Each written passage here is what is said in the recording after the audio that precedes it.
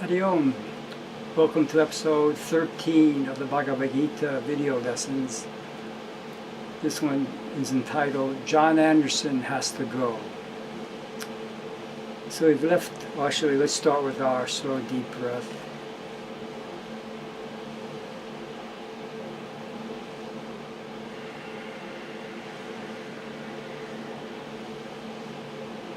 Om Shanti. So we left Arjuna in the middle of the battlefield. Krishna placed him in front of Bhishma and Drona, two very noble men that Arjuna highly respects. And suddenly his vision of the enemy has shifted, and his eagerness for this war also dramatically shifts. And I'll read you what happens next. Verses 27 through 31 of chapter 1. On seeing his friends and relatives positioned on both sides, Arjuna was overcome with pity and said despondently, "O Krishna, my limbs fail me, my mouth is parched, my body is shaking, and my hair stands on end, seeing my relatives gathered here and anxious to fight." Arjuna's bow, Gandhaiva, fell from his hand. "My skin is burning, I cannot keep standing, and my mind seems to be reeling. I see bad omens, Krishna. I cannot see any good resulting from the slaughter of my own people in battle." So he's having the symptoms of what you can say is a panic attack. All of a sudden the enemy is his own people, and he's falling apart. And he's supposed to. He's being set up like the first man, Adam, was set up. He was supposed to eat that fruit. And probably like all of us are being set up, Prakriti is positioning us for the crumbling of our ego structure. My understanding of the esoteric meaning of what's happening here is that imagine that your consciousness has awakened and you can see, really see, that you've been traveling for a long time. And you can see your egoistic tendencies and your spiritual tendencies. And you see that your egoistic samskaras are far outnumber the spiritual ones.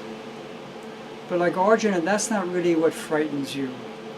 What really scares you is that the egoistic samskaras are the ones that you're most invested in, the ones that you're most attached to, the one that we're most strongly identified with, the ones we most believe in. So when we get into neutral ground and we're standing in front of the enemy, we see that it's us. As I said last week when we talked about Bodhidharma's lesson to that man trying to grow up, you don't really have to kill anything, but we do have to let go of something to awaken to something much bigger. But the something we have to let go of is basically everything to us now. And the something that we're trying to awaken to is not very clear what it is.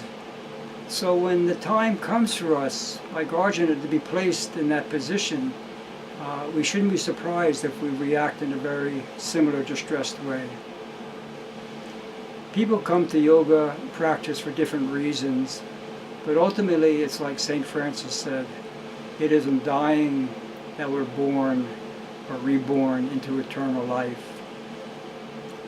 In the movie The Matrix, Morpheus is sure that this man John Anderson is Neo, an anagram for the One.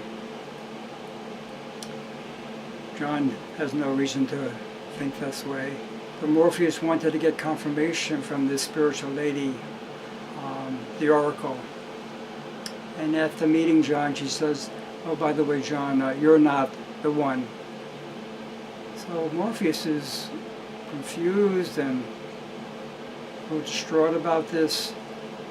But we see at the end of the first of the trilogy, of the Matrix trilogy, that the artificial intelligent Mr. Smith kills John Anderson. And then John gets up. He's no longer John Anderson. Now he really is Neo. Mr. Smith recognizes that and has to run for his computer-generated life. So that's really the message for all of us. We're all that one, the Neo. But John Anderson, the John Anderson us, is going to have to be transcended in some way. The limited, conditioned self. Thank you for watching, and hope to see you next week. Om Shanti, Shanti, Shanti.